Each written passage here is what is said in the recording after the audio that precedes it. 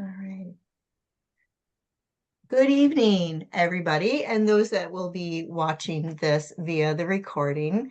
We're really excited. It was just a 1 year and a month ago that we meaning the partners, convened a roundtable discussion to get into the weeds on this workforce issue. And here we are launching with our friends at the Department of Labor, announcing the newly created and approved Register Apprenticeship for Butcher.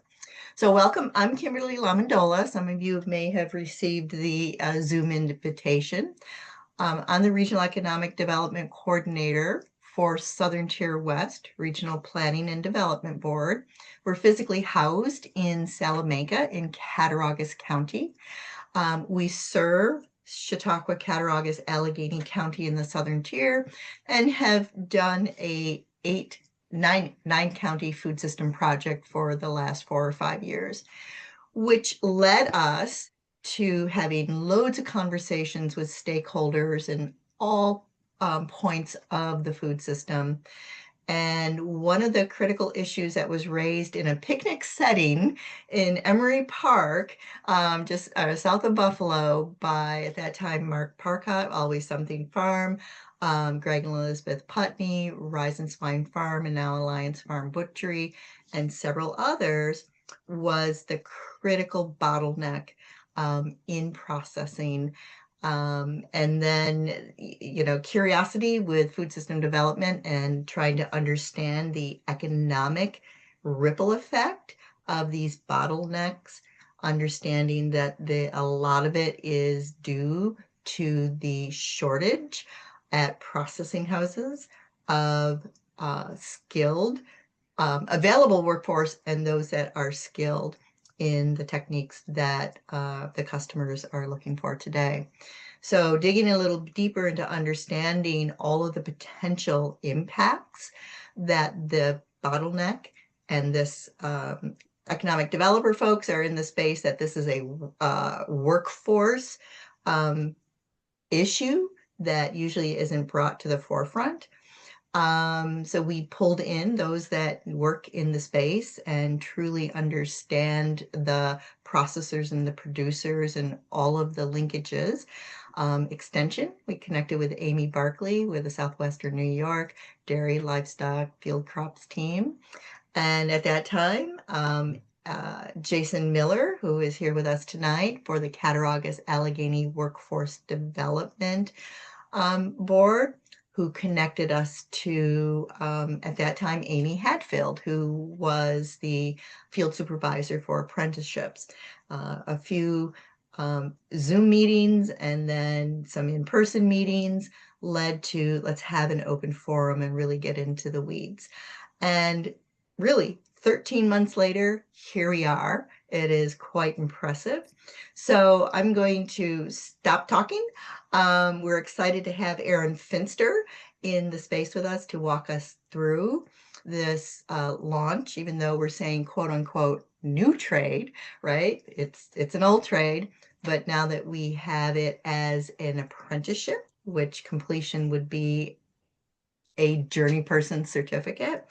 And Amy Barkley from Southwest New York, dairy, livestock, field crop team. So welcome everybody, and you all get a recording of the session if I had your email. So thank you.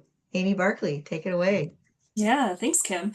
So I stepped into the space of meat processing back in 2020. So I joined Cooperative Extension in December of 2019, and wouldn't you know it, in March 14th of 2020, we were told to stay home and the world changed forever.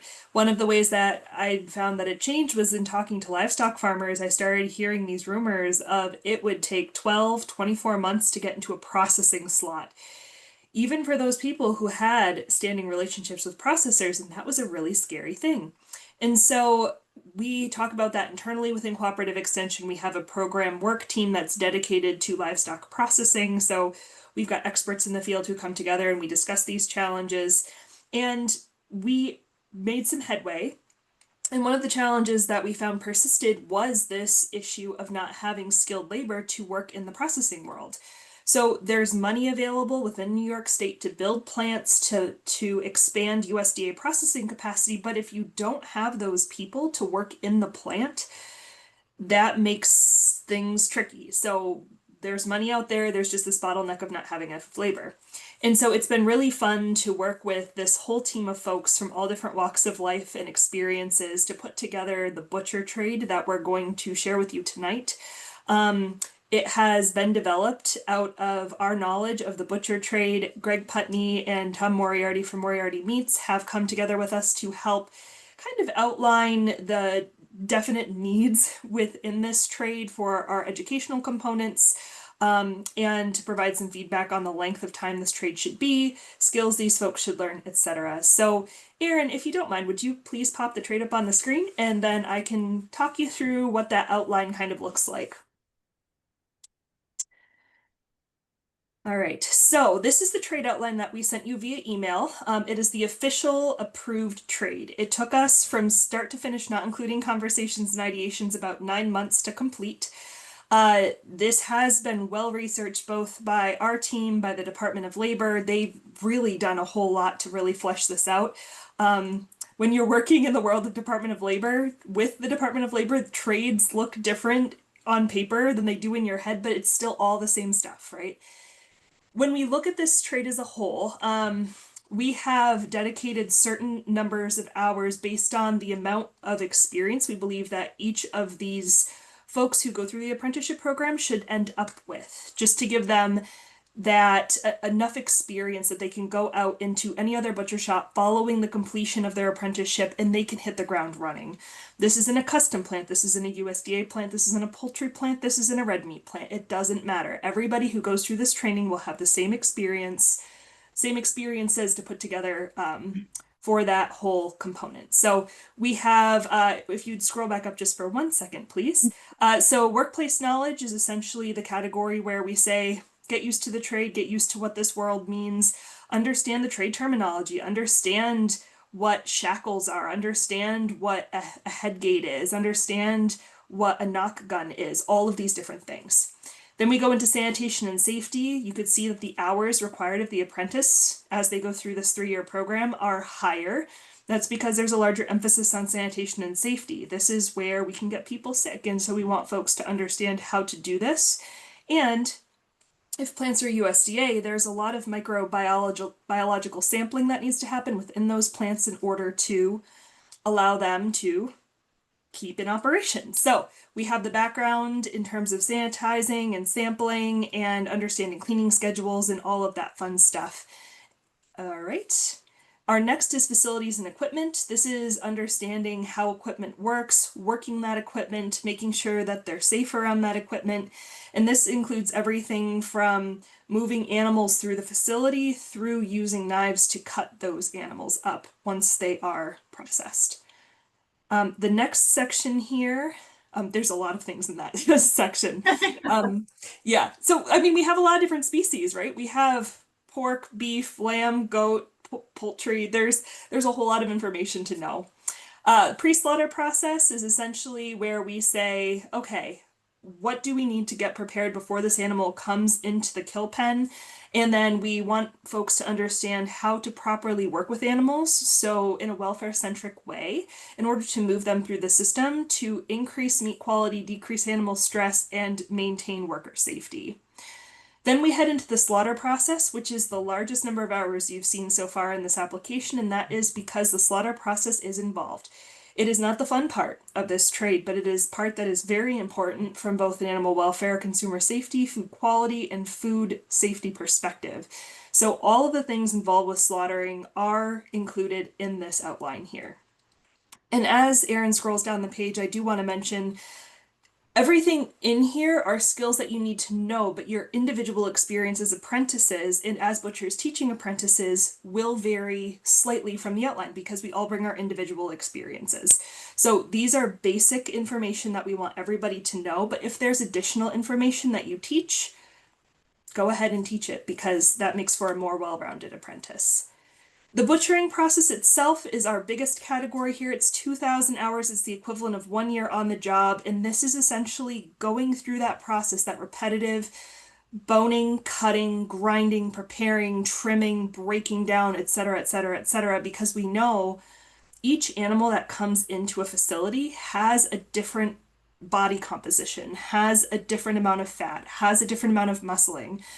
Older versus younger animals cut differently. You have to have different procedures associated with that. So butchering has a lot of time because we want that repetitiveness to become ingrained in the folks that are learning this trade so that even if they step away for 6 months, they can come back and their muscle memory kicks in and they go, okay, this is how we cut this. This animal's a little skinnier. This is how we prepare this in order to get the best eating experience out of that animal. Processing meats is next. This is essentially everything that isn't fresh meat. There's a little fresh meat stuff in here, such as brining, such as seasoning, but this also includes grinding, preparing lard and tallow, understanding value added products, things like sausages, smoking, linking, patties, etc. And then as we go down, there's preservation and storage. So we know we need to store both the whole carcasses prior to cut up, and we also need to store that meat following cut up. So this just goes through the specific procedures involved with that. We also have waste disposal. We know waste disposal can be a challenge. There are multiple ways to deal with the waste, but when you're in the facility proper, you have to treat that waste in a certain way. So that covers that portion.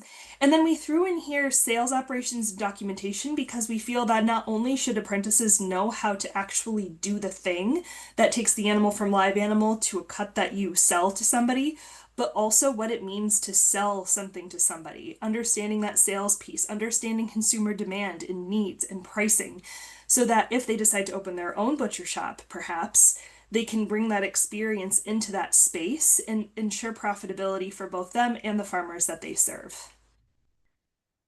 And that is 6,000 hours of training, which is 3 years, which is 3 years of training. Now, that's the hands-on portion. And you may think, oh my gosh, there's more. Yes, there's more. And it is all important. So when we have trades, we have both the in-person training portion where you are getting hands-on experience, developing yourself in that trade. We also have related instruction, and the related instruction piece allows for a more rounded experience. So in addition to hands-on, you're getting some classroom learning too to help you flesh out that background behind what you're doing in the rooms. So there's a lot of stuff here. I won't read through it all, but we have quite a few things in here that folks can take educational courses on. Erin's going to talk a little bit more about the opportunities available to apprentices who are taking these educational opportunities. And for this trade in particular, we have designated 144 hours of classroom type education. It could be virtual or in person. Per year in order to achieve the educational profile that this trade demands.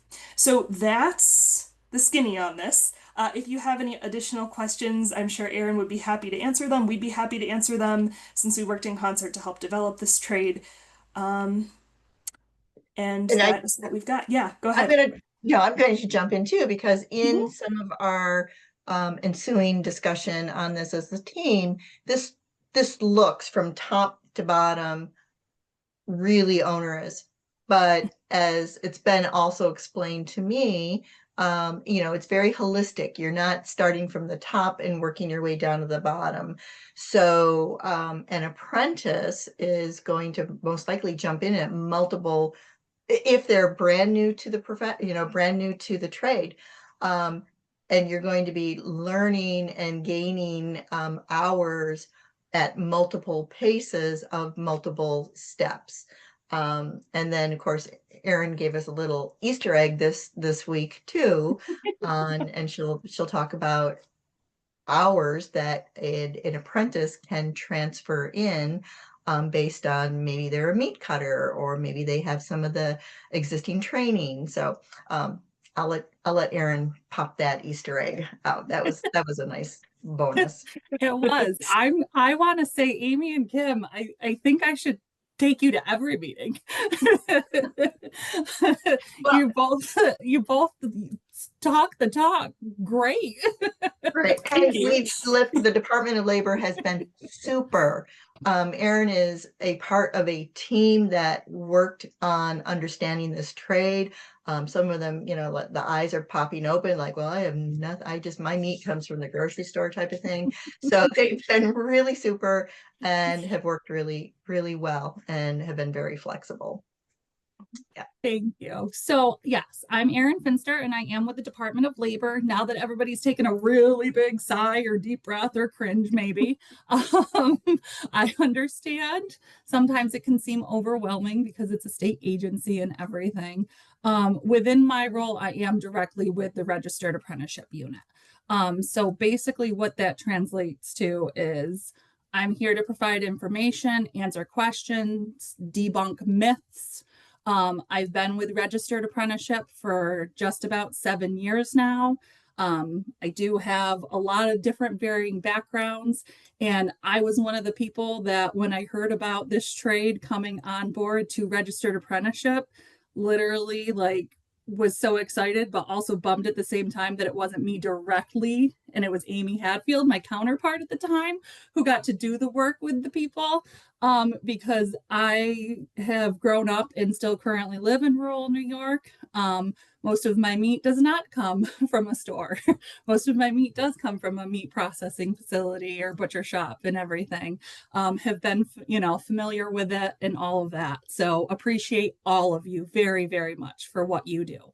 And additionally, appreciate you being here tonight. So like Amy discussed and went through and talked about with the trade, 3 years in length, yes, it seems as if it's, this very onerous thing for sure. But as Kim started to mention and everything, it's not meant that an apprentice starts in section A and then they go to the hours in section B and then they can work their hours in C. It's meant to be that hands-on experience, that real life experience of the day-to-day of what goes on in the job, in the role with the person who is mentoring them, who has the skills and the background and the knowledge of this and everything. So that's something that's very important that I always like to make sure is out there from the gate. Because a lot of times people will look at it and they'll be like, oh, wow, like they have to do this for 150 hours before I can even have them start working into the next thing. Sanitizing is really important, like Amy shared, want to keep everybody safe. No, it's meant to be that full picture and everything. So I appreciate your overview of everything for sure. Along with the length of trades, one of the things that the Department of Labor is required to do, and that is set by our Commissioner of Labor, is all registered apprenticeship trades also have what we refer to as a ratio. And that ratio is an apprentice to a journey worker. We refer to those skilled people, mentors, as journey workers. Because of the foundation trades where a registered apprenticeship came from and has been a positive workforce tool and has continued to be successful in our building and construction trades. So that journey worker word follows through in all of our trades. So the ratio for this trade is if you have one apprentice or one journey worker, you'd be able to have one apprentice, and then for every additional journey worker, you can have one apprentice. So ultimately, if you had 2 journey workers on site, you could have 2 apprentices registered. You don't have to. You can absolutely have one. That's fine. But just so you understand, it is a one-to-one trade. So that's always important. A lot of times people always refer to the ratio regarding safety, which yes, safety is in play with every trade and it's important in every trade. However, there's many other things that are taken into consideration when ratio comes into the light and everything. So with this trade, the one-to-one is appropriate. And so therefore it's the lowest ratio out there for trade programs. So another thing that comes up a lot of times is when I'm talking with businesses, whether they've heard of registered apprenticeship or they're brand new to it. And again, I'm coming in as that person from the Department of Labor that it's kind of like, oh, I'm interested, but is this too good to be true? A lot of times, what are the obligations? So what is the obligation if I wanted to become an employer who has a registered apprenticeship program. We refer to those employers as sponsors because you are applying to sponsor this program to be able to register apprentices with the program. So those obligations obviously vary and are individualized to each program depending on what you set within your program. Because and this was something that Kim and Amy were like, yes, please make sure that they know we are not looking to fit people into a box. We are not looking to cookie cut people to complete this program. We are looking to have individuals have a great experience, to be learning, working that hands-on, taking that supplemental related instruction that was that really, really long list that a lot of people think, oh, geez, that's a lot of courses. It's not that there's a course for every one of those titles. It's that those are topics to make sure that are covered under the related instruction coursework and everything. So there's always a lot of that, apprehension of, okay, well, Aaron's an apprentice and Amy's an apprentice. So they have to be doing the same exact thing, and they have to be. Absolutely not. Yes, the goal is that we are working in that trade, we're getting the hours, but it might look completely different, and I might be in a completely different place in my program than Amy is, even if we started on the same day, because of how we're being trained or what we're being trained in. So with the obligations, apprentices are what we refer to as employees first. So they are hired and they are employees of the sponsor, or potentially, I'll talk about another way in a little bit. I don't want to jump into that just yet. So they're employees first. So they're being paid while they're working and they're training on the job. And as they're working and being trained and paid on the job, they continue to do those things with that skilled person. Now, if you have 2 journey workers and you have 1 apprentice, they can work between the 2 of those people. It's not that it has to be the same person every day. If you have 2 journey workers and 2 apprentices, you can be swapping out which apprentice works with which journey worker as well. Another obligation is that when you apply for your program, you're setting the wage scale for your apprentices. When I talk to people about this, a lot of times it's kind of mixed, half and half. About half the time when we're talking with people, they might have somebody in mind who they think, oh, you know what? I have somebody that I hired a year ago. This is a 3-year trade. Maybe this would be a good fit for them. But when you're setting that wage scale, you want to think of that person who's coming into your company who has the minimum qualifications to start in the job and nothing else. That's what you're setting your wage scale at. The other great thing, which is usually not common with the Department of Labor at times, is that with the registered apprenticeship program, things are not set in concrete. So if something needs to be changed, it can be changed. So if you set your wage scale and it seems like, maybe you need to make a change and you want to increase that and everything, you absolutely can. That's something that you continue to work with your person from the Department of Labor on. That wage scale has to have at least 1 increase while they are an apprentice accounted for. So over a 3-year trade, that can look however you wanted it to. You can absolutely have more than 1 increase though. A lot of programs do if they're longer than 1 year. But again, that's completely up to you. And again, it can be changed in the future if you determine you want to change that. As the apprentice is working and being paid, the other obligation from the sponsor perspective is that the apprentice is responsible for keeping track of their hours. In a blue book record is how we refer to it. We explain all of that. We go through that. We walk you through everything. Our registered apprenticeship field team consists of a field manager, 2 supervisors, myself and 1 other, and then about 20 field staff across the state. There are 3 people located in Buffalo, 3 additional people in Rochester. There are 4 in Syracuse. There are 3 in Albany, 1 in Hudson Valley, 2 on Long Island, and currently we're at 4 in New York City. So, and within those territories, we then obviously travel north and south as well to cover those areas and everything. So those field staff are assigned, you're assigned to that same person. And like I said, they continue to support you. The application process, you're supported as well by a live human being working you through that, answering your questions. And then as the program moves forward, gets approved, they then continue. So with that apprentice obligation, the sponsor does need to be reviewing and ensuring that the apprentice is keeping that blue book. Yes, it is the apprentice's responsibility, because they should be tracking, the hours that they're learning and what they're doing and everything. And it also gives that opportunity for them to have conversations with those skilled workers that they're working with to learn from about, maybe they did something and they consider it under one task area, but maybe that skilled worker considers it under something else. It gives opportunity for conversation about the work. And it's really important, because the blue book's important because then we know that an apprentice has completed the program. So that's important, but it's also really important because it does tie the work to what they're learning on the job and helping them understand what it is and everything. So that, like I said, that's the obligation on the sponsor from that, just ensuring that that blue book is being completed and everything. So really, I understand it is an additional step. It's another process to add into things.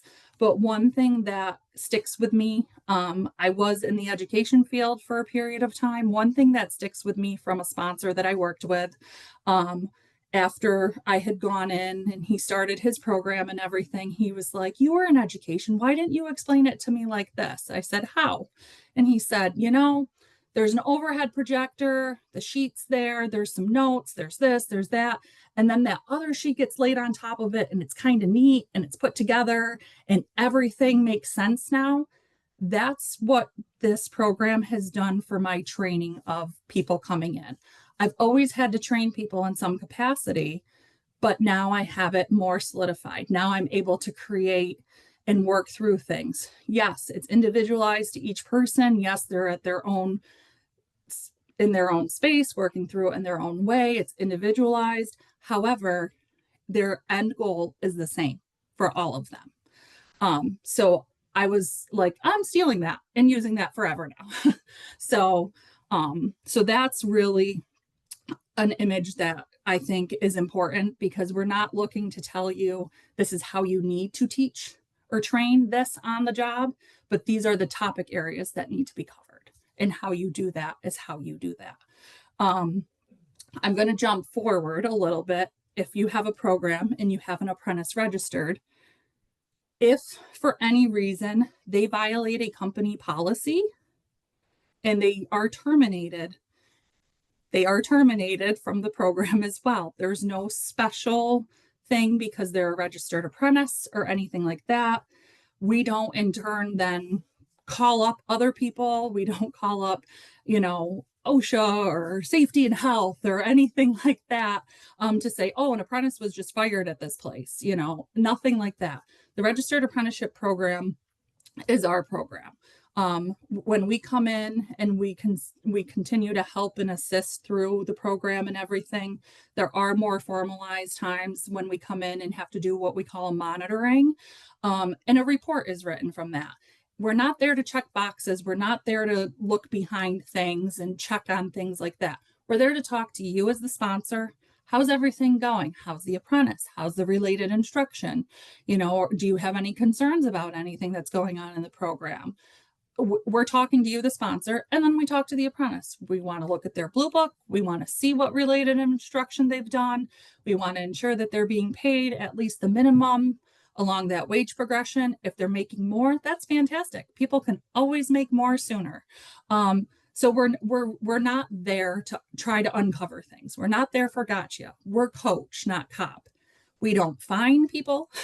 There's no money attached when it comes to registered apprenticeship in the Department of Labor. There's no fee to apply. There's no fee to be researched. There's no money attached to you having a program with us.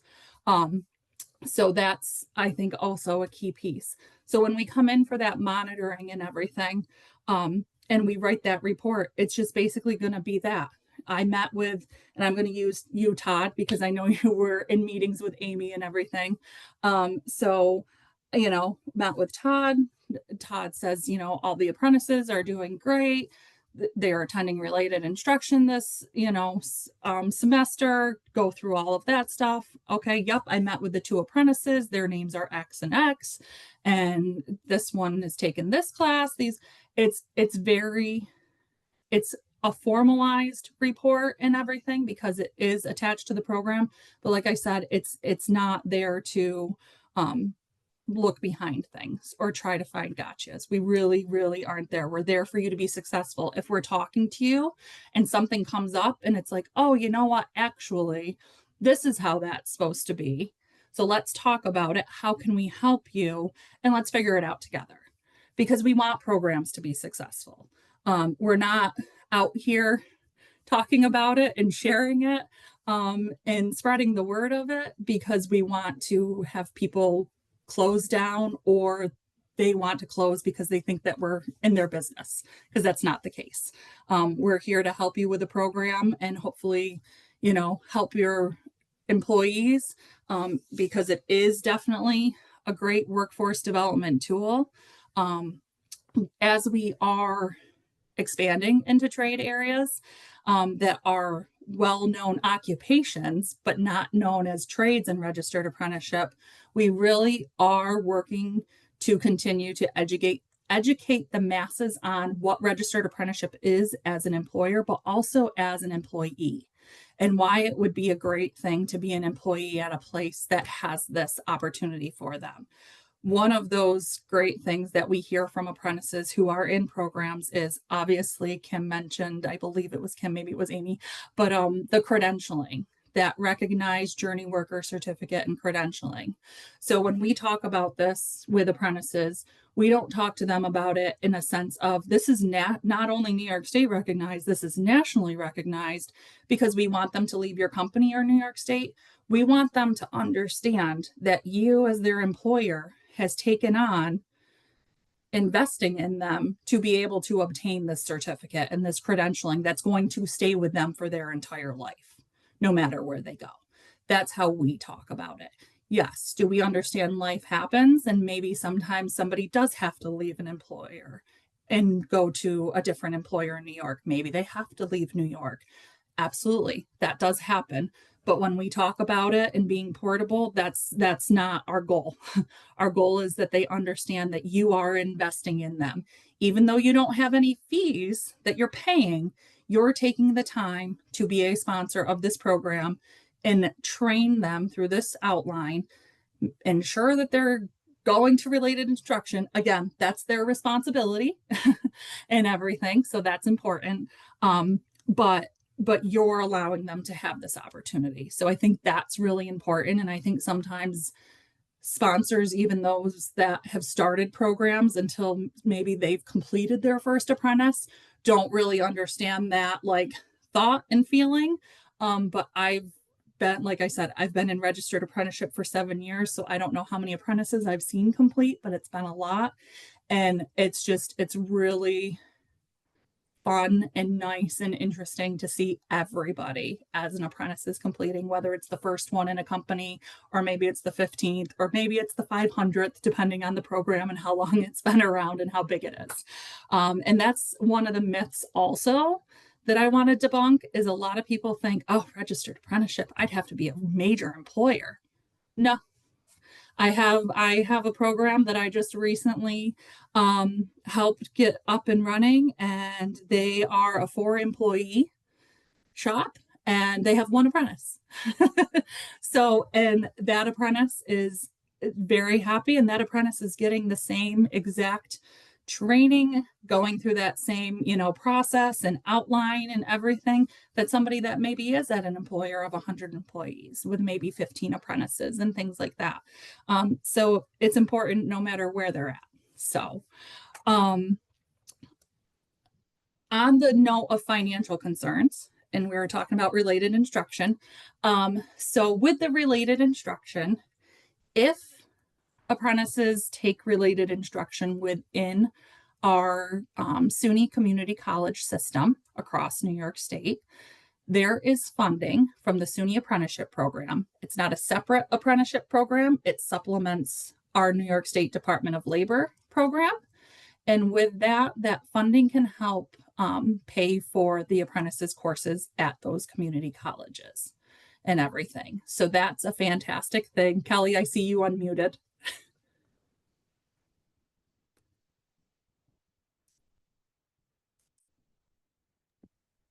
Kelly, you're muted. Or we can't hear you if you're not, or if you're unmuted, then. Can you hear me now? Yes. Yep.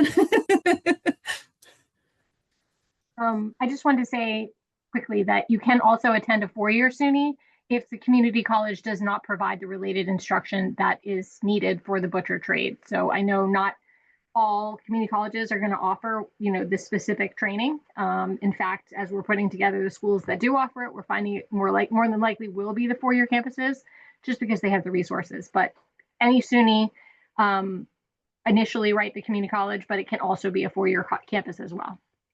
Thank you, Kelly.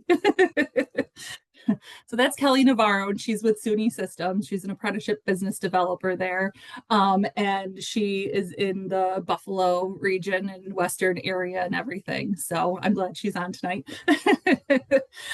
So that both obviously takes away a financial concern of a sponsor thinking like, oh, geez, I have to pay for somebody to go to school, or someone who's an employee saying, oh, geez, I have to pay to go to school to do this registered apprenticeship program. So with the SUNY system and everything, it's a great component because the money stays between SUNY system and the schools.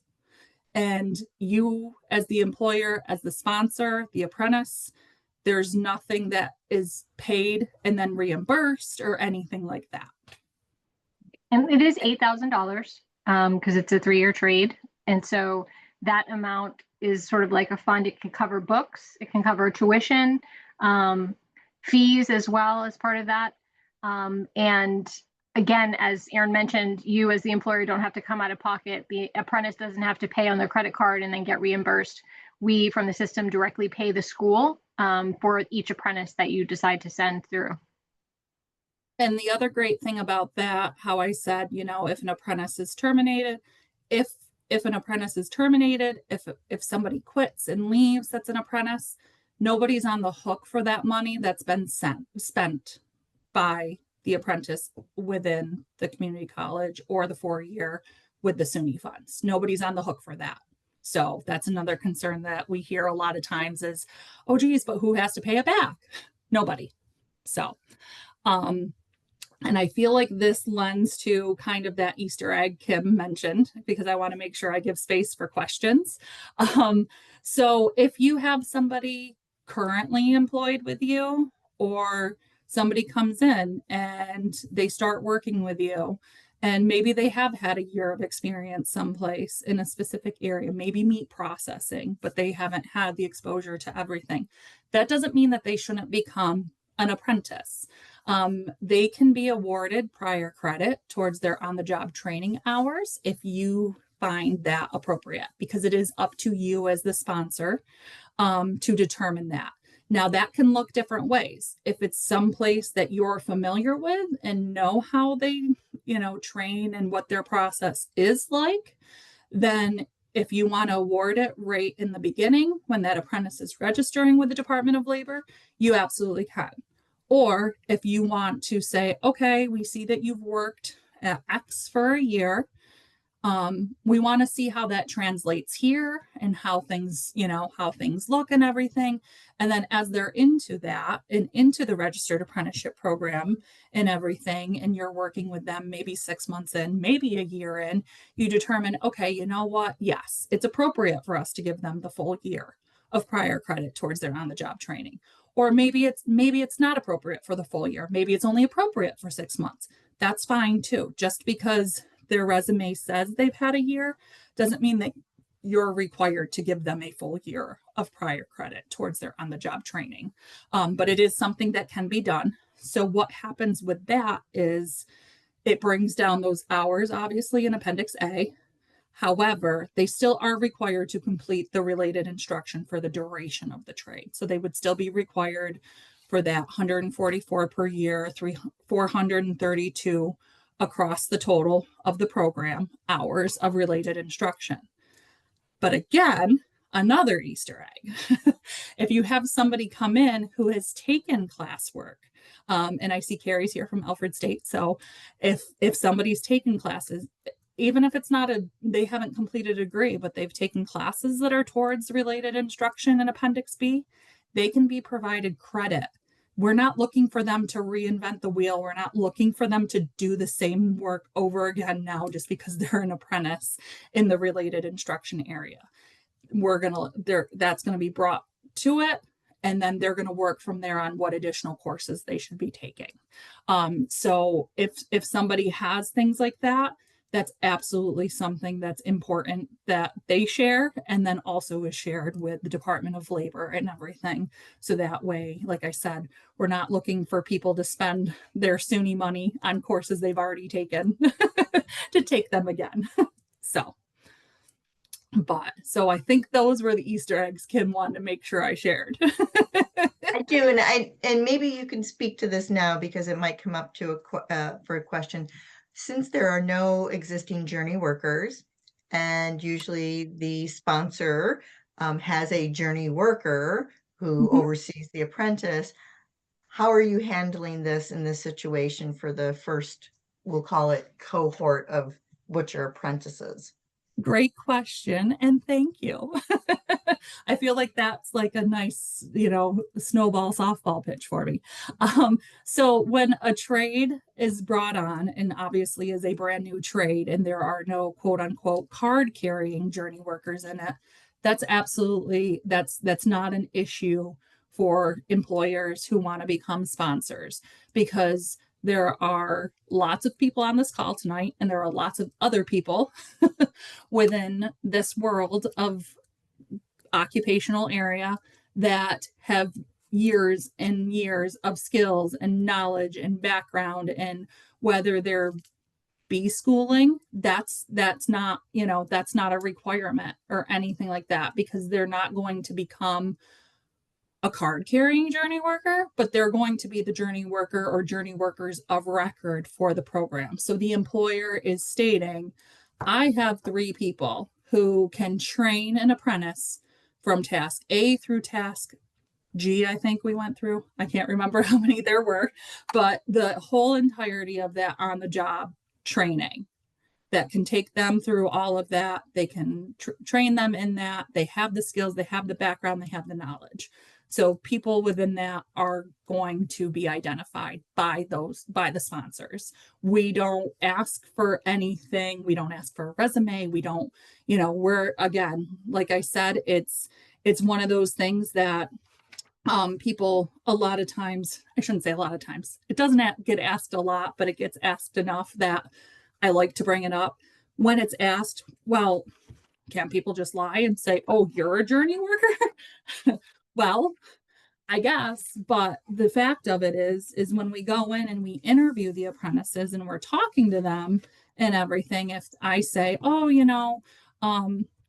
Kim, how's everything going? You're learning from your journey worker, this and that.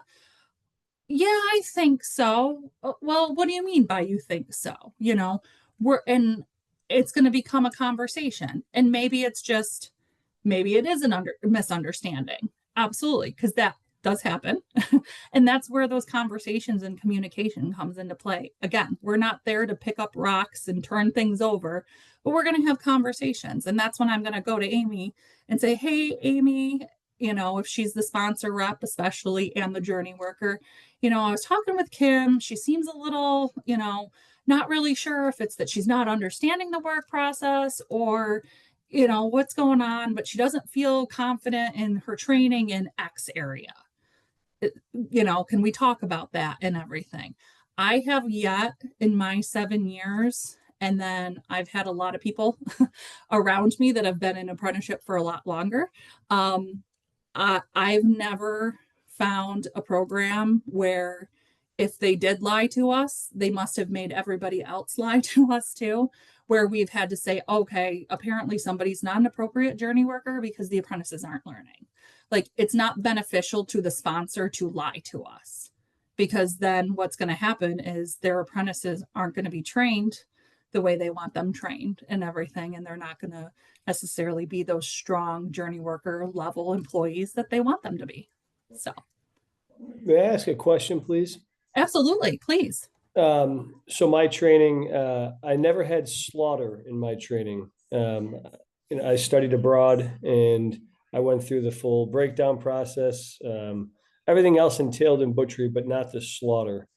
And slaughter is one aspect of the business that I would like to understand better myself and like to be able to impart upon my employees. Is there any way that through the program, myself and the other journeymen in my business or two would be able to participate? And if so, how would we do so? Would that be through another, like a participating slaughterhouse? So like, how do businesses that don't have one aspect of the industry then have their apprentices learn that that part of the trade elsewhere? So that's a great question. And Amy and Kim and I had a conversation around this a little bit. And I don't want to talk too much to the idea of who possibly would be the appropriate people for this.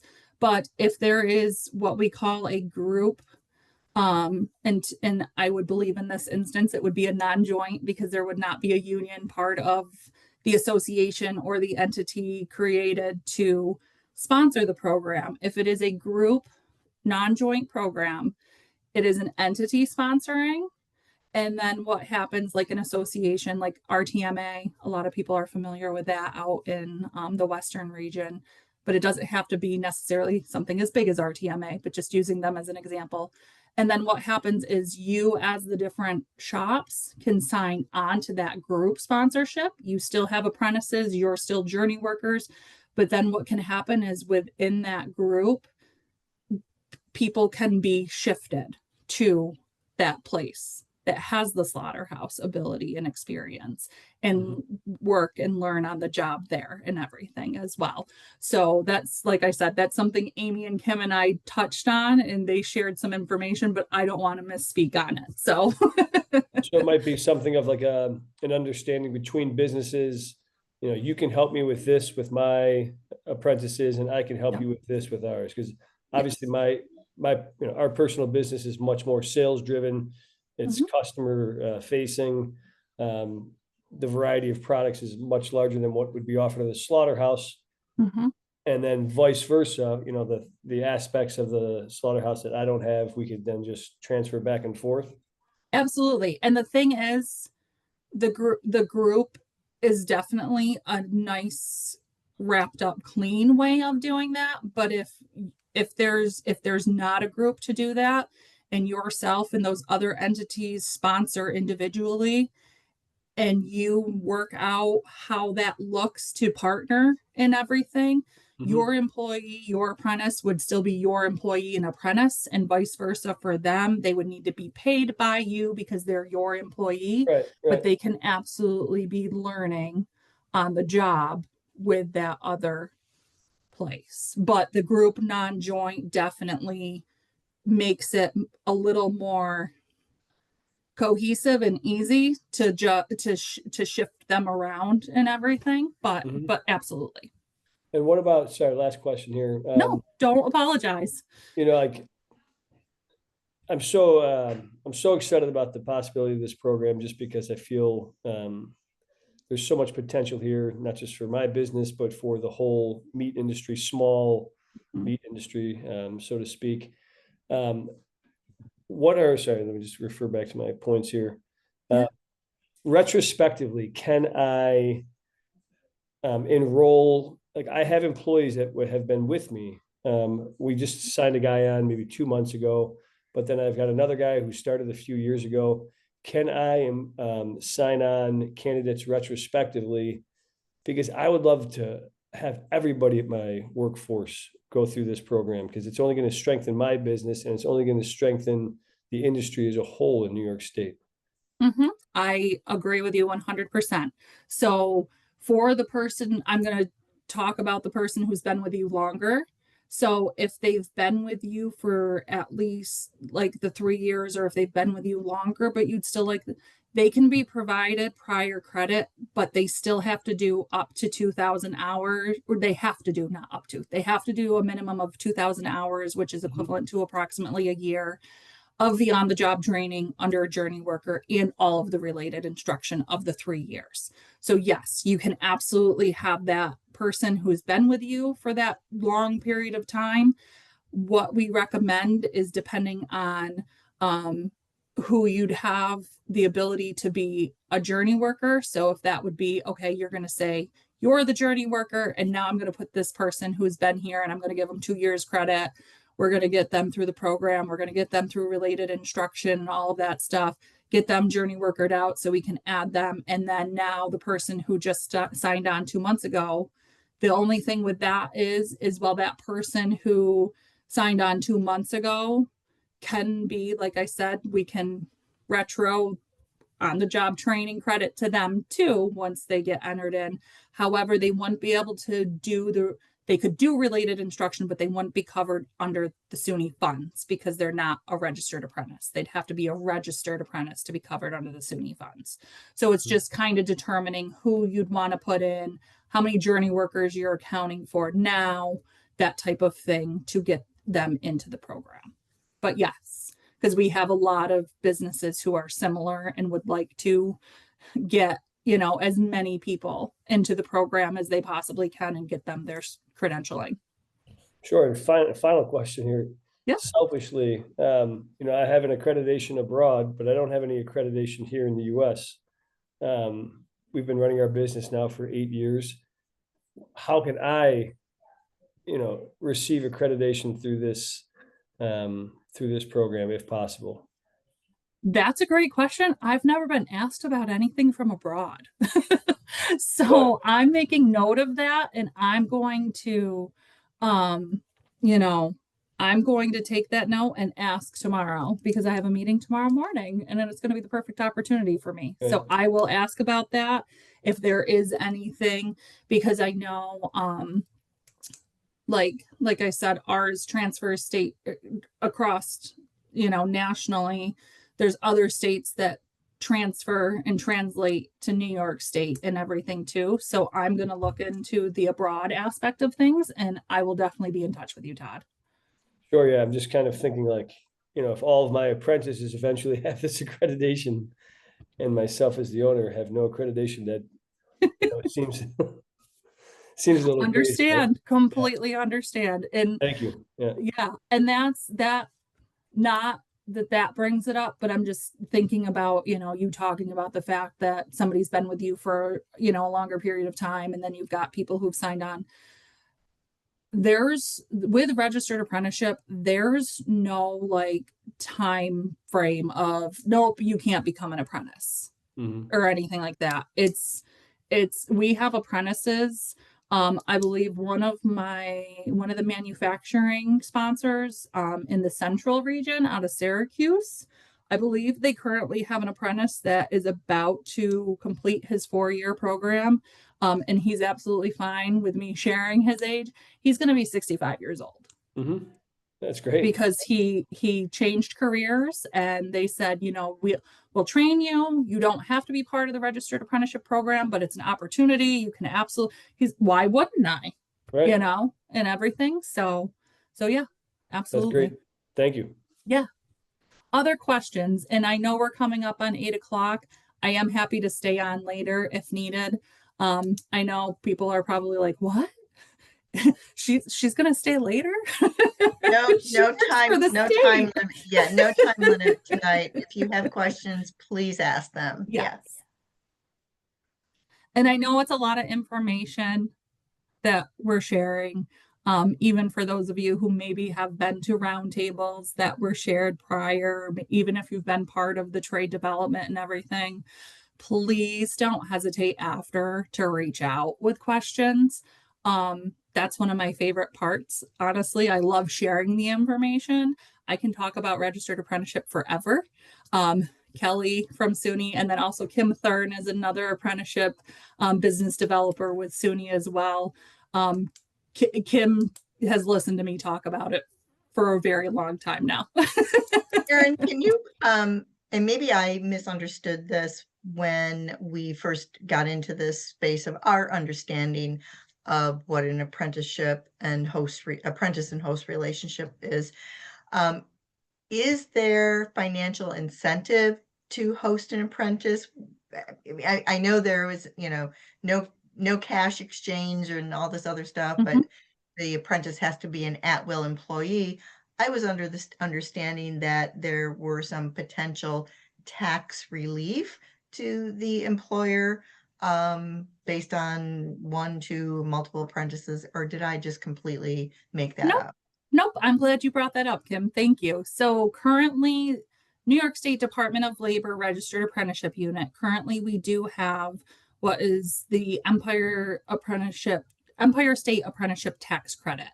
What that is a sponsor, or if you're signed on under a group sponsorship, if you've had a registered apprentice, so an employee, but they have to be registered, that's been working a minimum of 35 hours for at least 6 months of the calendar year, there are tax credits that are available to apply for. I can absolutely share that flyer of information with the group. I think I have everybody from the email flyer and reminder that was sent out. So I can follow up and send that to the group there. That tax credit varies. So as the apprentice is in the trade, it can continue on. So this is a 3-year trade. So if they're employed for a minimum of 35 hours for up to 6 months of the calendar year for 3 years, you'd be eligible. However, currently, and I want to share this, the tax credit is set to expire at the end of 2026, so next calendar year. However, and I can't promise anything, it has been extended. It's been around, I believe, since 2017, and it was intended, I believe, to expire in 2020. And then it was extended to 2023, and then it was extended out to 2026. So, like I said, I can't guarantee, but it is something that is definitely looked at as a positive. And a lot of people want to continue, not just obviously the employers and the sponsors for that incentive purpose, but those, within the system and everything too. If it is a disadvantaged youth apprentice, anywhere from the age of 16 to 24, I believe, there's additional credits or higher credits available. From my understanding, there is nothing that they need to sign. It would just be that there's been some sort of conversation or attestation that you as the employer knows that they're, obviously we have their date of birth on their registration, so they're within that age range, and they fall under one of the categories. And that's why I want to make sure to get you the flyer, because the categories are half the page of the flyer. And everything. Another question too. We work here in the Southern Tier very closely with our Cattaraugus Allegheny Workforce Development Board, and Jason Miller is here too. And a lot of people who are expanding and hiring new employees, we steer them to Jason, because there are on-the-job training credits, unless they've all spent down. So maybe Jason and Erin could talk to some of those other benefits that could be available to hosts that are hiring new staff to be their apprentice. Jason, take it away. Yeah, that actually would work out well, I would think. If you hire a new employee, we could offer an OJT program and on the job training. I'm sorry for using acronyms. On the job training that you would pay the employee their salary, and then we reimburse you at the end of the month a percentage of that based on the size of your company. So if you were less than 200 employees, we could do up to 75%, and it would probably be up to a cap of like $8,500, and that would last probably somewhere between 4 and 6 months, depending on the number of hours of training needed when you brought that person on. And then that would mix in, I think, with the apprenticeship as well. So we've never done it that way, but I don't see any reason why it wouldn't work. And I'd be happy to work along with Aaron to figure that out if there are companies that are interested in doing that. So it's another avenue to explore for sure. Again, that could never be applied retrospectively. Like I just hired a guy because I needed somebody. We actually could do skills upgrades, what we call it. So it would be like an incumbent worker, where if you have a new employee that's already working for you, we could do as a skills upgrade OJT, where we write the plan for the skills that they need to ramp up after they've been hired. So there's two different ways you can do an OJT. There's the new hire, which the only difference is that a new hire, the contract has to be signed 1 day before they start work. And then you have a person that started, and we can do that as a skills upgrade training. So we might even be able to do it for the person that you just hired. Okay, great. Thank you. Yeah. And the thing with that, I'm glad Jason's on. The thing with that is, I know it's not anything that's been done yet with registered apprenticeship in this area. It is done throughout the state. And it's one of those things that they can, if it's that new hire, typically we say, okay, work with the workforce development board, get that taken care of, because it does have to be before they actually officially start. And then we will talk to you and we will get our registration paperwork settled and everything, because we don't ever want to have somebody jump the gun and and do that first and everything. So yeah, and it's definitely something. When I met with Kim and Amy to discuss things and kind of go over an overview and everything, they said that Jason was going to be on, and I was like, yay, great, fantastic, because I definitely always refer people to workforce development boards throughout the state, because they're a fantastic resource for so many reasons, but the money is definitely helpful. Yes. I thought of one other aspect that we might be able to help out with in the workforce development system, is that if you have trainees or apprentices that are going through the program, and like Kelly's program with the state, with the SUNY system, would be able to pay for the training. If there were ever supportive service needs that a apprentice would realize, we might be able to help out with those supportive service costs too. Early on in this process, when Kim started the conversation about creating the butcher apprenticeship program, we added a couple different butcher job titles to our demand occupation list, recognizing that it is a demand in greater than just the 2-county area, even beyond the Cattaraugus-Allegheny area. So that makes you eligible for funds. The apprentice is eligible for funds for training and supportive services that maybe aren't available through the SUNY system or as a supplement to that.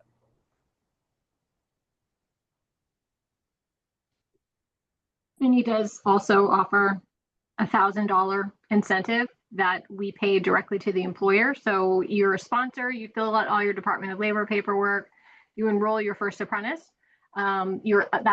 The business, the sponsor, is eligible for $500.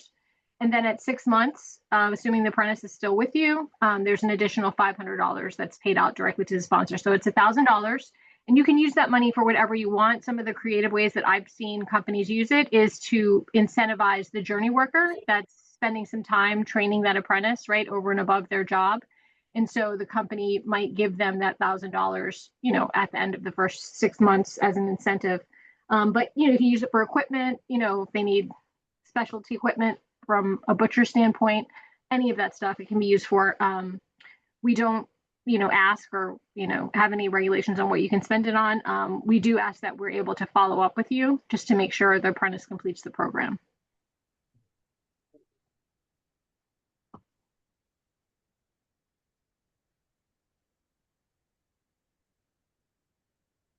I have a quick question. Questions, just please, or comments or additions?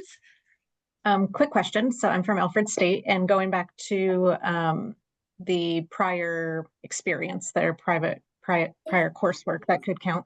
We also have credit for prior learning that we can award. So would that also qualify? So say the employer is saying like, nope, I'm not going to give you credit for that experience you had, but we look at it and say like, oh, it would meet these outcomes in the educational component. Can we award credit for prior learning as part of the 144 a year? Yes. Okay. Because it would be translated into that coursework. Thank you. Yeah. Thank you for asking that, because that's really important.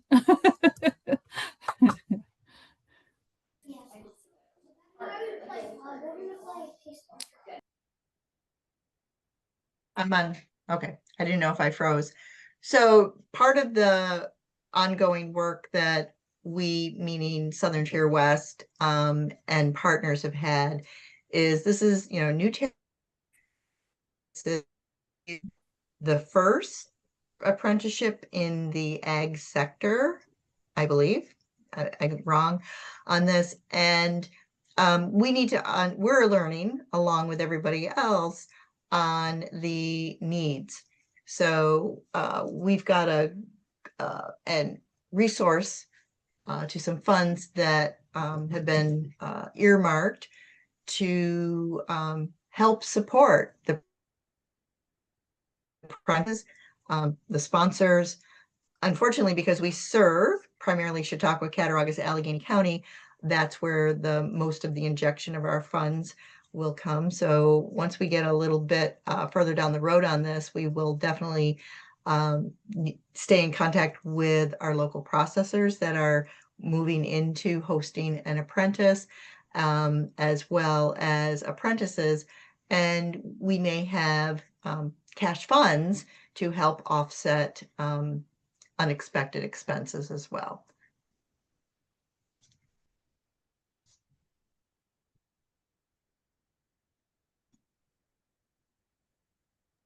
You beat me to it, Amy Kelly. I was Barkley. putting your stuff in there too. Good. Amy, do you want to wrap us up? Yeah, sure. So I just want to comment and say that it looks like we have some folks of importance on this call today who have put their contact information in the chat box. So you could go ahead, copy, paste that. We do plan on sending out the recording of this video once we get it cleaned up. I believe that'll come from Kim. It might come from both of us. It might come from me. Not sure where it's going to come from, but it's going to come from us shortly.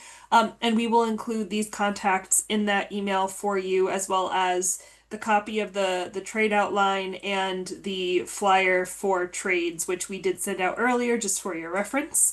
If at any time you have any questions, comments, or concerns for us, please reach out. If we don't have the answer, we'll ship it to somebody who does. We appreciate all of you today. Without the interest from the local community, from our partners, from the butcher houses, from the farmers, we wouldn't have gotten to this point. This is super exciting, and you all are a part of that. So thank you so much. That's all I've got. So, Erin, any last words? Just thank you all very, very much again. I know time is very important to everybody for many, many different reasons. There's some the same. So I do appreciate your time tonight. And if, like Amy said, if you contact somebody and it might not be the right person for the answer, we get you in touch with the appropriate people. We all work together. I know I'm newer to this team. Seeing Amy Hadfield has taken a different role elsewhere, but I'm happy to be part of this team and helping advance this really, really exciting time and trade. So. All right, and with that, we're officially concluded. So thank you all. We'll see you next time. Thank you so much for all your hard work. Thank you.